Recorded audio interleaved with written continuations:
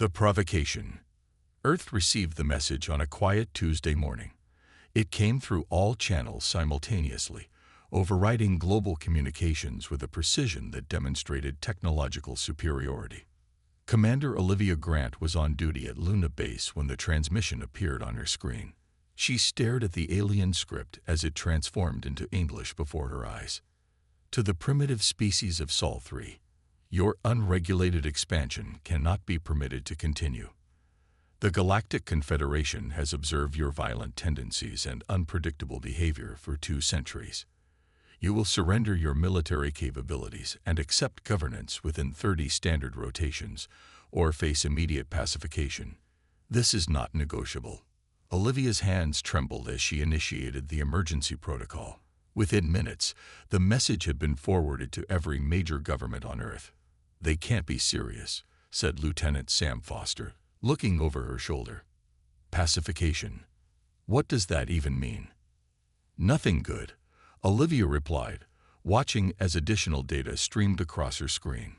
Long-range sensors were detecting unusual activity at the edge of the solar system, and they're not waiting for our answer.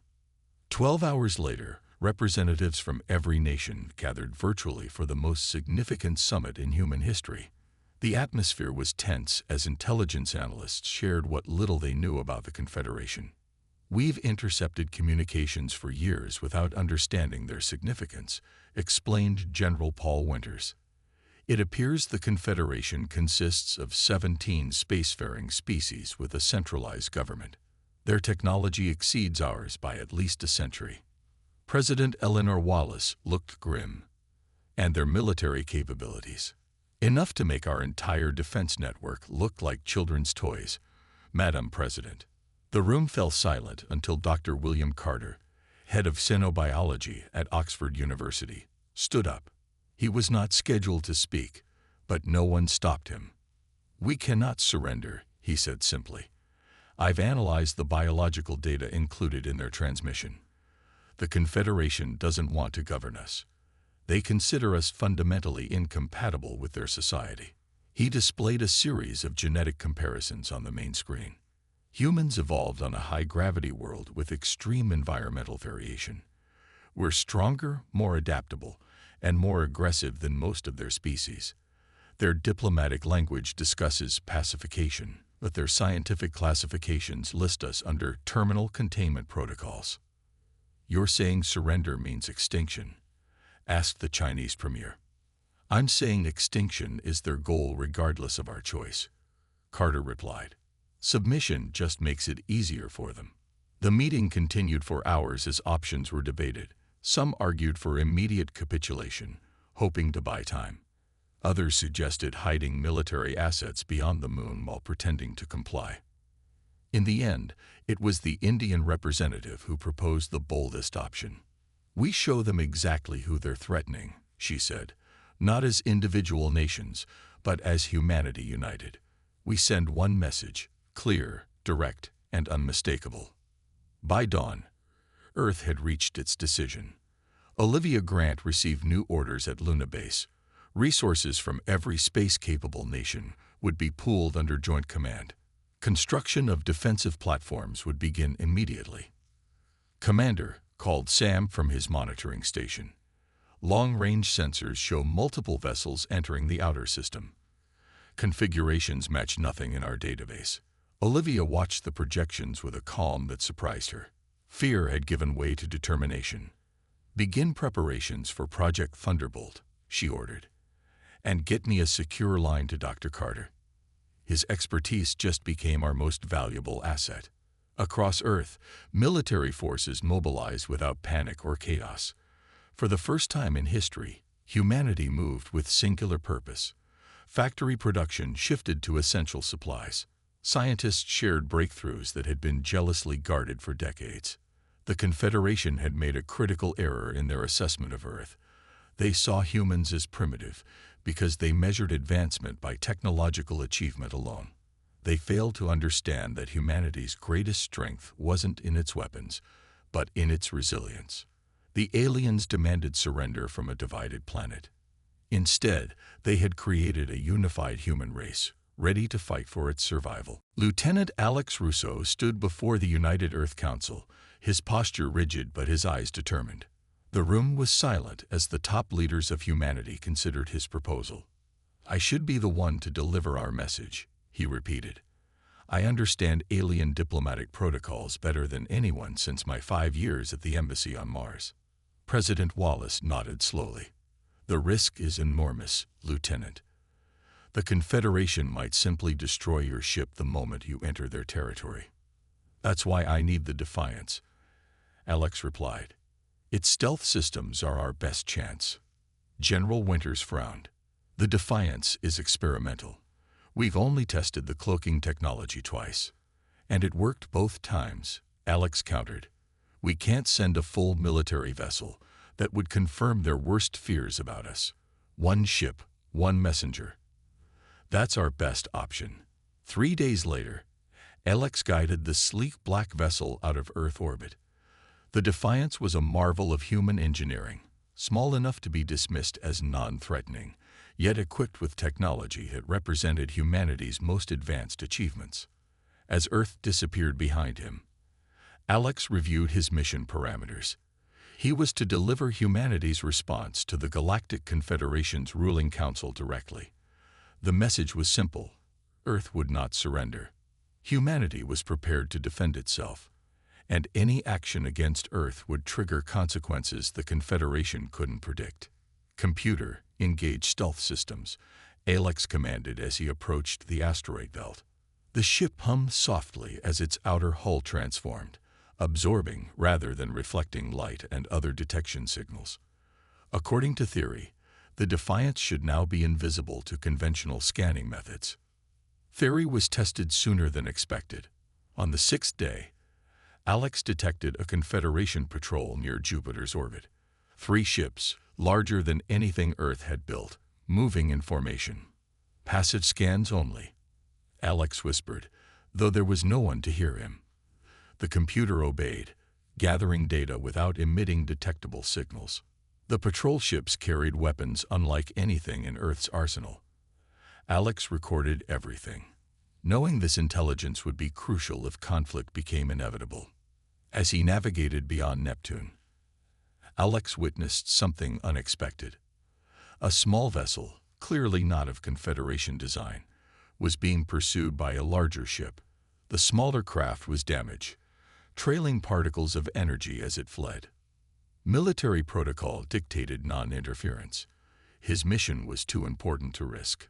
But as he watched, Alex recognized patterns in the smaller ship's evasive maneuvers, desperate tactics that any human pilot would understand. "Computer, intercept course.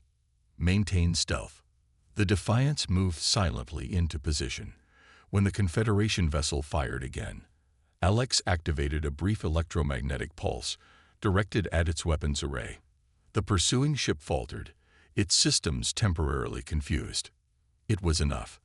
The smaller vessel disappeared into the shelter of a nearby asteroid field. The Confederation ship, unable to determine what had happened, eventually continued on its original course. Hours later, as Alex navigated through the same asteroid field, his sensors detected a faint signal. A communication attempt using basic mathematical sequences, the universal language of first contact. Against better judgment, Alex responded with the same pattern. The small vessel reappeared, approaching cautiously. Through his viewport, Alex could see its pilot, a being with rough, gray skin and large eyes adapted for the darkness of space. "I am Krell, of the Mrel people," came the translated voice over Alex's communication system. "You interfered with my execution."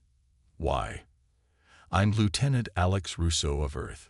I saw someone who needed help." There was a long pause before Krell responded.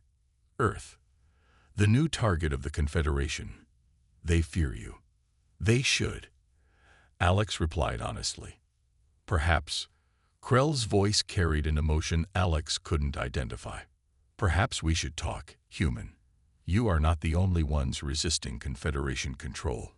There are many of us, smaller species, deemed insignificant, who have been fighting much longer." Alex checked his mission timeline. A slight delay wouldn't compromise his objectives, and this unexpected ally might provide valuable intelligence.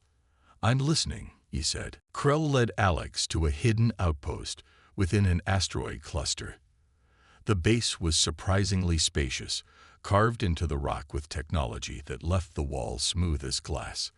Aliens of various species moved about with purpose, all united by their opposition to the Confederation. "We call ourselves the Outcasts," Krell explained. "Each of our species refused submission to Confederation rule." Alex was introduced to the group's leaders, beings with physical forms so different from humans that communication required translation devices.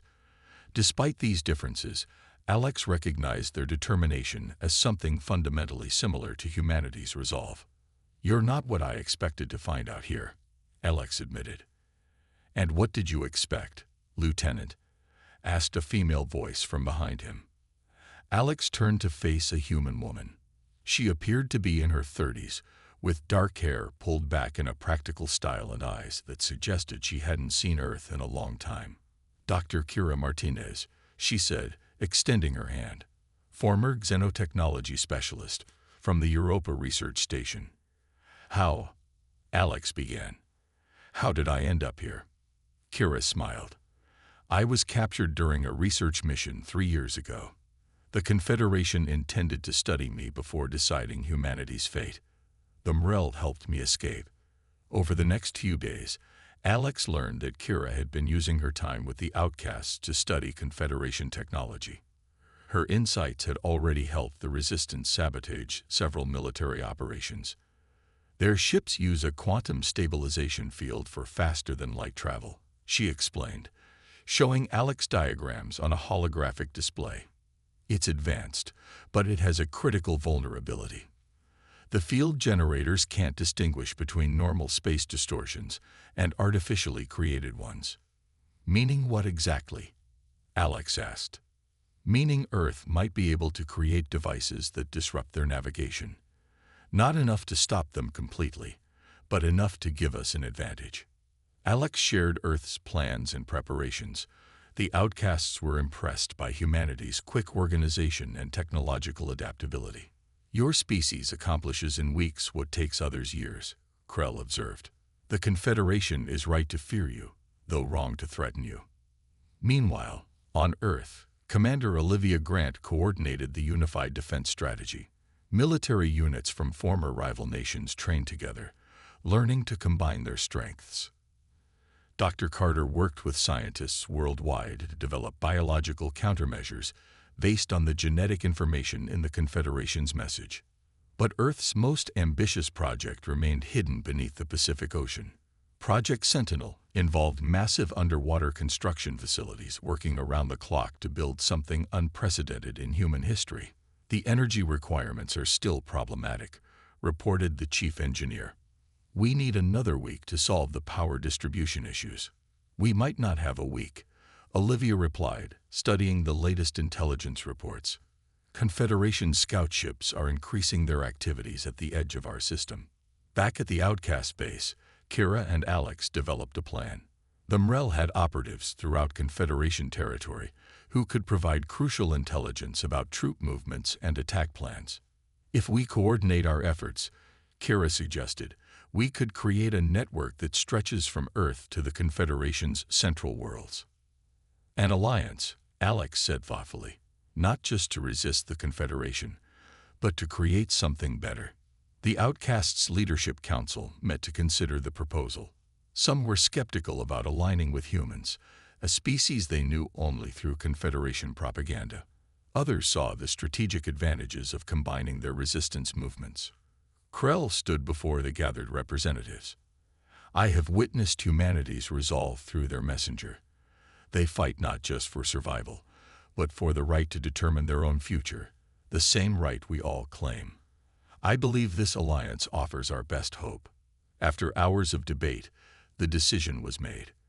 The Outcasts would join forces with Earth. Together, they would challenge the Confederation's dominance and fight for a galaxy where diverse species could coexist without forced submission. As Alex prepared to continue his journey to deliver Earth's message, Hera handed him a data crystal. "Everything I've learned about their defenses is here. Earth will need it soon." Captain Daniel Howard stood on the bridge of the Earth vessel Valiant, watching as 5 Confederation scout ships entered the defensive perimeter near Mars. This was the moment Earth had been preparing for since receiving the ultimatum 21 days ago. "All stations report ready, Captain," his first officer said quietly. Daniel nodded. "Let them make the first move." The Confederation ships moved with precise coordination, their sleek designs reflecting their technological superiority. They broadcast no warnings, sent no communications. Instead, they activated weapon systems as they approached the small human defense fleet. "They're charging energy weapons," reported the tactical officer. "Targeting solutions locked on all our vessels." "Hold position," Daniel ordered. His crew was tense but disciplined. Each person on the bridge understood what was at stake, not just their lives, but potentially the future of humanity. The lead Confederation ship fired a brilliant pulse of energy toward the Valiant. It struck the newly installed defensive field and dispersed in a shower of particles. "Shield holding at 87%, came the report. "Minimal system impact." On the main view screen, Daniel could see the Confederation vessels adjusting their positions, clearly surprised by the effectiveness of Earth's defenses. "Now," Daniel said calmly, "execute Battle Plan Alpha." The human fleet responded with coordinated precision. Smaller craft launched from the larger vessels, moving in patterns that seemed chaotic, but were carefully calculated based on Dr. Carter's analysis of Confederation tactical systems.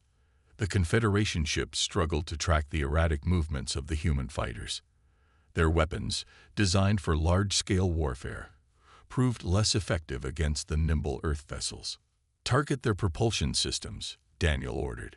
"Use the narrow-beam pulse weapons." The human ships fired weapons based on technology adapted from Kira's intelligence data. The energy beams penetrated the Confederation shields at specific frequencies, causing minimal damage but maximum disruption to their navigation systems. 2 of the Confederation ships collided as their stabilizers failed. A third spun helplessly, its engines offline.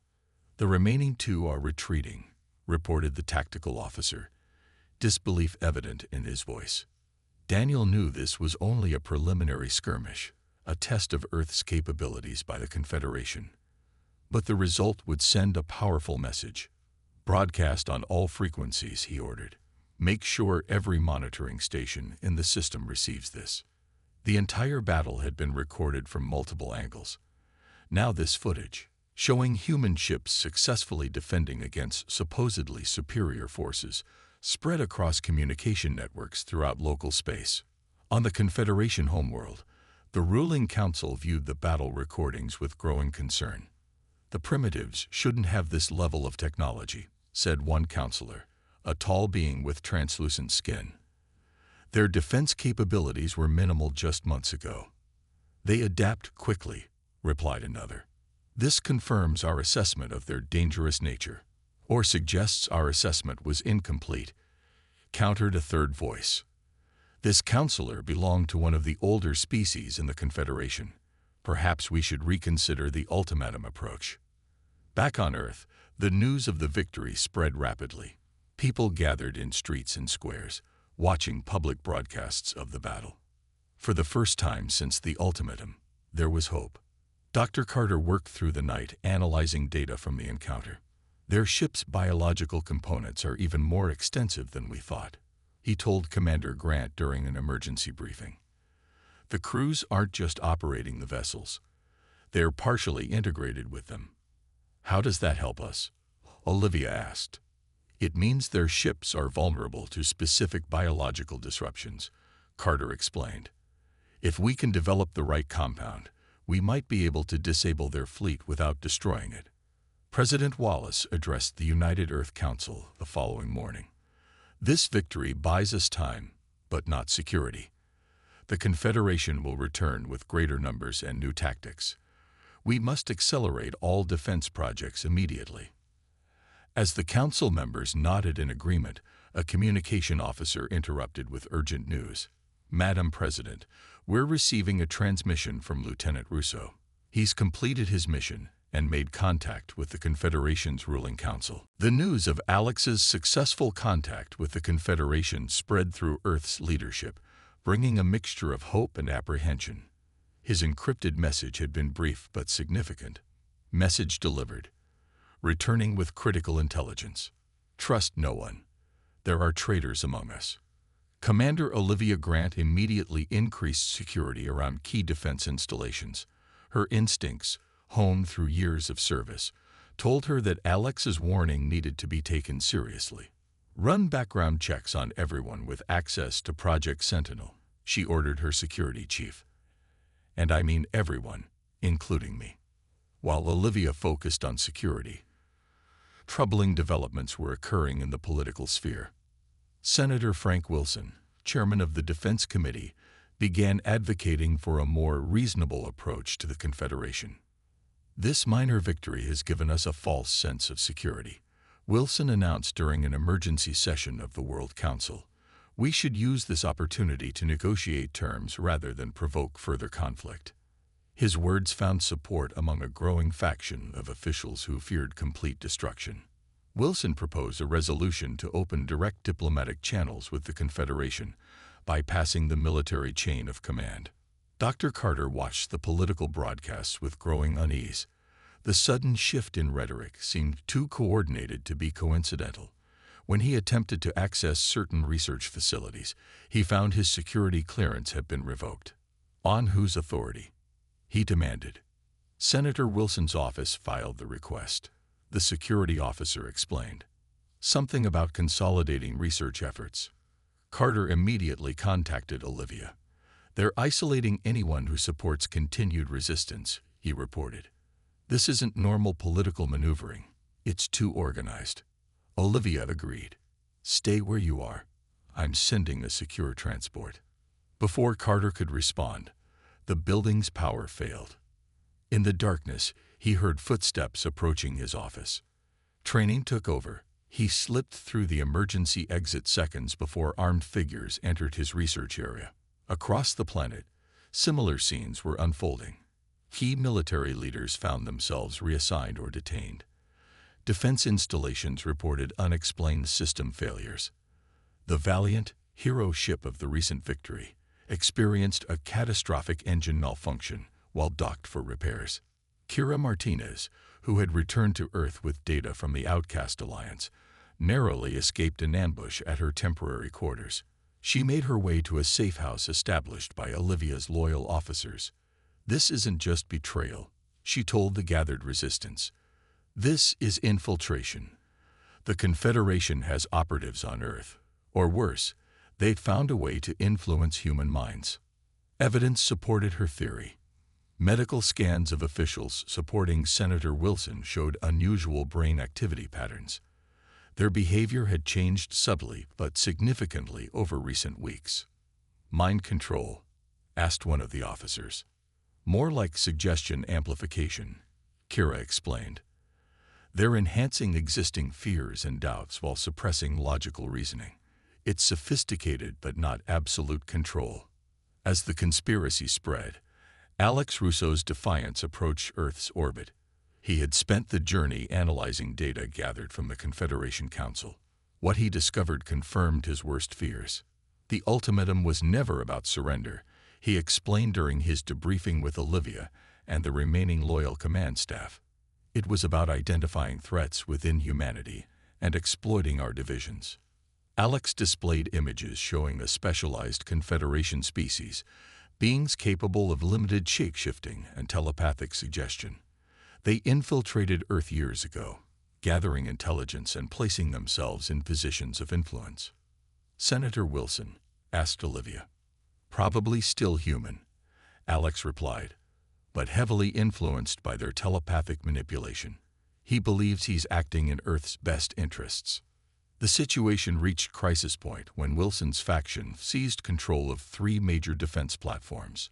Loyal forces found themselves locked out of critical systems.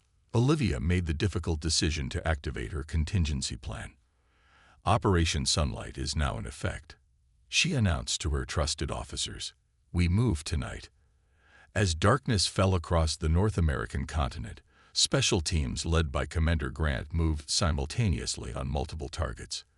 Their mission: reclaim critical infrastructure and expose the infiltration before Earth's defenses could be completely compromised. The betrayal had struck deep, but humanity's counter-response was about to begin. The Confederation attack began at dawn. Their massive warships darkened the sky as they moved into position above Earth's major cities. The fleet was larger than any human intelligence had predicted, hundreds of vessels ranging from nimble fighters to enormous command carriers. "They're not holding anything back," Olivia observed from the underground command center. Operation Sunlight had succeeded in exposing the infiltrators, but not soon enough to prevent the main Confederation assault. Earth's orbital defenses engaged immediately. The battle platforms that remained under human control fired coordinated salvos at the approaching fleet. But for every Confederation ship disabled, 3 more took its place. "We need more time," Dr. Carter said urgently. "Project Sentinel needs another 20 minutes to reach full power." Olivia nodded grimly. "All fighters launch now."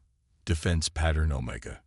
Across the planet, human ships rose to meet the invaders.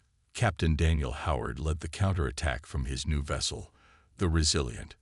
The lessons learned from the previous skirmish had been implemented in updated weapon systems and tactical approaches. "Remember your training," Daniel told his pilots. "Use their size against them. Stay mobile and target their propulsion systems." The space above Earth became a chaotic battlefield. Human vessels, though outnumbered, fought with remarkable effectiveness.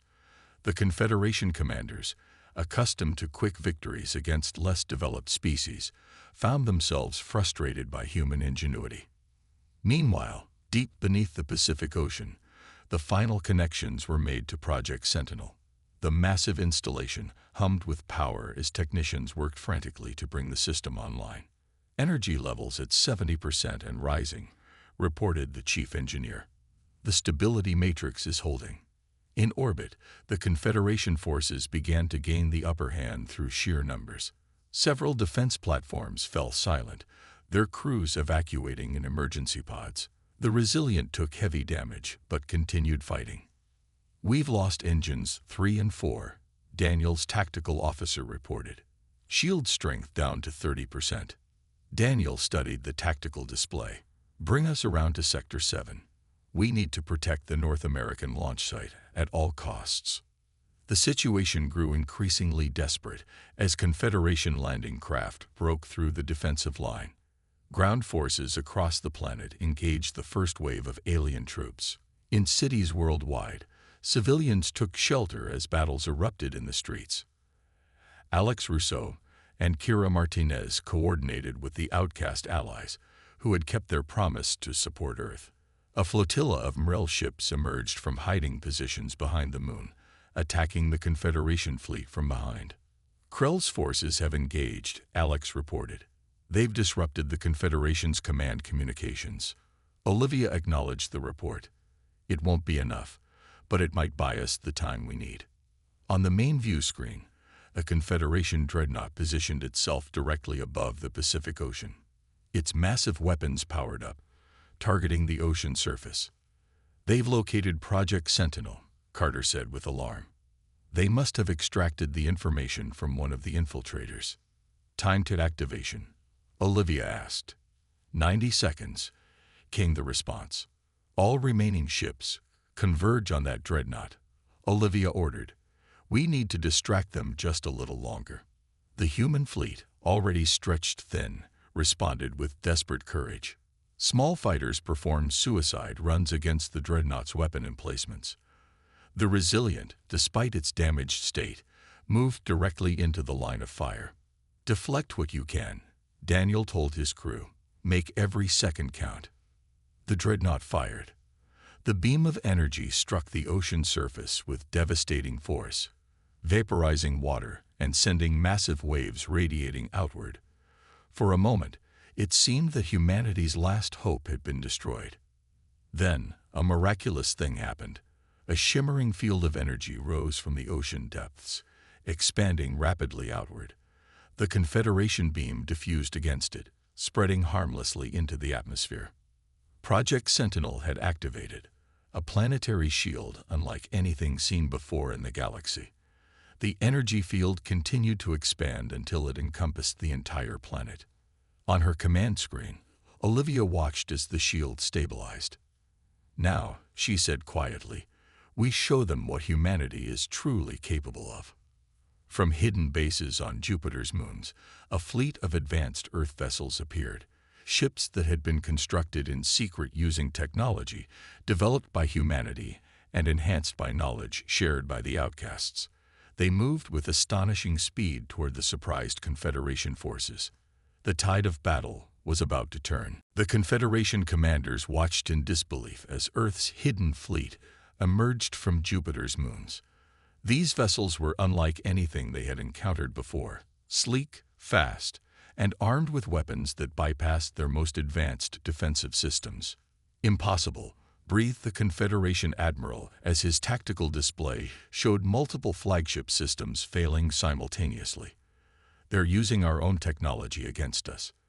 Leading the Jupiter fleet was Commander Olivia Grant herself, having transferred command while Project Sentinel activated. Her vessel, appropriately named Humanity, coordinated the attack with precision that even the Confederation's tactical computers couldn't match.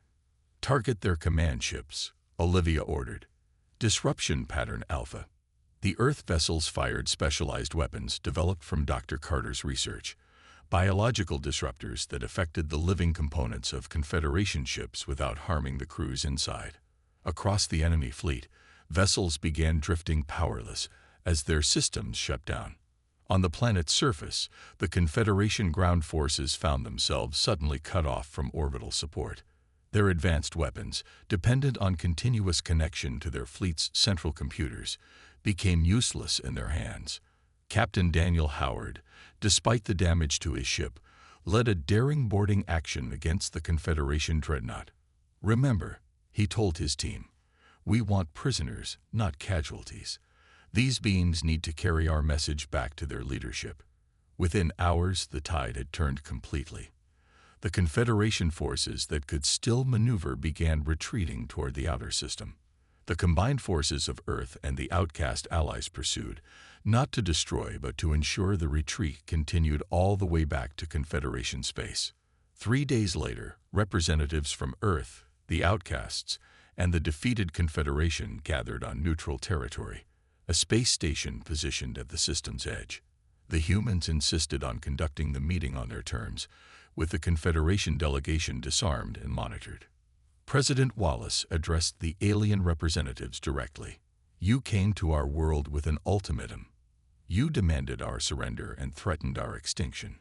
Now you understand the consequences of that choice." The lead Confederation diplomat, a tall being with crystalline features, responded with diminished arrogance. "We underestimated your species' capabilities. The Confederation is prepared to discuss terms for a permanent cessation of hostilities." "We're not interested in your terms," Wallace replied. "Instead, you will carry our message back to your council." Alex Russo stepped forward, now serving as Earth's official ambassador. "Humanity offers this single warning to the galaxy. We desire peace. We will trade, share knowledge, and coexist with any species that approaches us with respect. But we will never surrender our independence, and we are prepared to defend ourselves against any threat." Kira Martinez continued where Alex left off. "Furthermore, Earth now extends formal protection to the species you call outcasts. Any action against them will be considered an action against humanity." The Confederation representatives clearly struggled to accept their new reality. One of them finally asked, "And if the Council rejects these terms?" Olivia Grant smiled coldly. "The technology that defeated your fleet was developed in less than 30 days. Imagine what we could create if given a reason to focus our full attention on war rather than peace." In the following weeks, the Galactic Confederation underwent dramatic changes. Several member species, inspired by Earth's victory, declared independence. The Council, fearing complete collapse of their authority, accepted the new balance of power. On Earth, reconstruction began immediately. The damage from the brief conflict was substantial but repairable. More importantly, humanity remained united despite the Confederation's attempts to divide them. Alex and Kira established the foundation for a new interstellar alliance, one based on mutual respect rather than domination. Representatives from formerly subjugated species arrived on Earth daily, seeking partnership with the humans who had accomplished what they had only dreamed of. Dr. Carter led a scientific exchange program, sharing Earth's medical and technological knowledge while learning from alien cultures. Our strength wasn't just in our weapons, he often reminded his colleagues. It was in our willingness to adapt and grow. Commander Grant oversaw the creation of a new peacekeeping force with members from all allied species. These ships would patrol the borders between Confederation space and the New Alliance territories. 5 years had passed since Earth's decisive victory over the Confederation. The anniversary was marked across human territories and allied worlds with celebrations that honored both the triumph and those lost in the conflict. On the rebuilt Luna base, now serving as headquarters for the Interstellar Alliance, Alex Russo stood before a large viewport watching Earth rotate slowly below. The planet looked peaceful from this distance, its scars of battle long healed. Still admiring the view, Kira Martinez asked as she joined him. Her role as director of xenotechnology had her traveling constantly between worlds, but she always returned for the anniversary. "It never gets old," Alex replied, "especially knowing what we almost lost." The Luna base had transformed from a military outpost to a thriving diplomatic center. Representatives from 27 species now worked together in its chambers, building something unprecedented in galactic history, a true cooperative of equals. The Talari delegation arrived this morning, Kira mentioned. They finally decided to leave Confederation protection and join the Alliance. Alex nodded thoughtfully. That makes 7 former Confederation species this year alone. The balance of power has shifted completely. Their conversation was interrupted by a priority communication. Commander Olivia Grant, now Admiral Grant, appeared on the nearby screen. "We've detected unusual activity at the edge of Mrel space," she reported without preamble. "I need you both at the briefing in 30 minutes." In the command center, Admiral Grant displayed the long-range sensor data. "These energy signatures don't match anything in our database. Not Confederation, not any known species."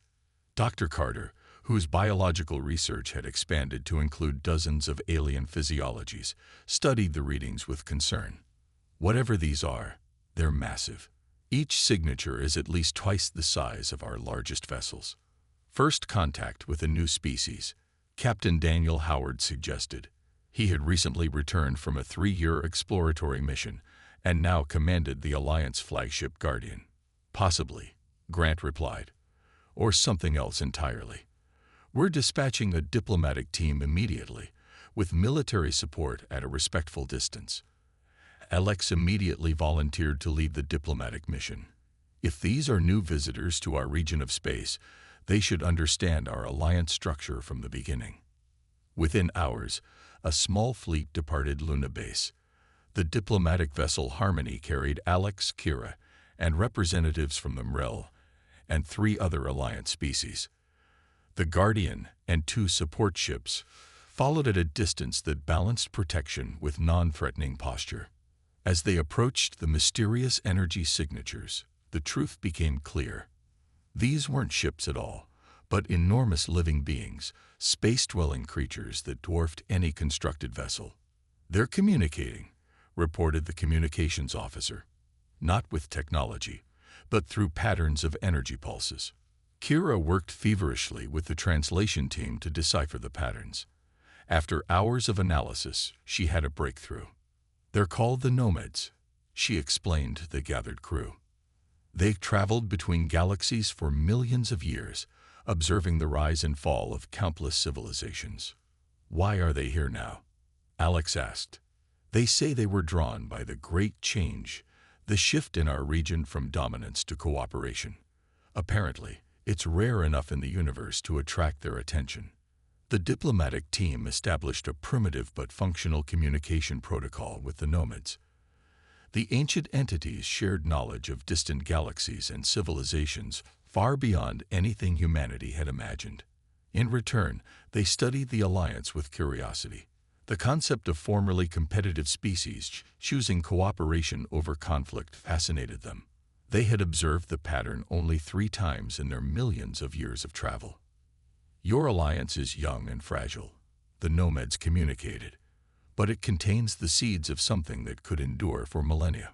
On Earth, President Wallace addressed the United Council about the contact. The nomads offer us perspective beyond our limited experience. They've seen empires rise and fall across multiple galaxies, yet they consider our modest alliance worthy of attention.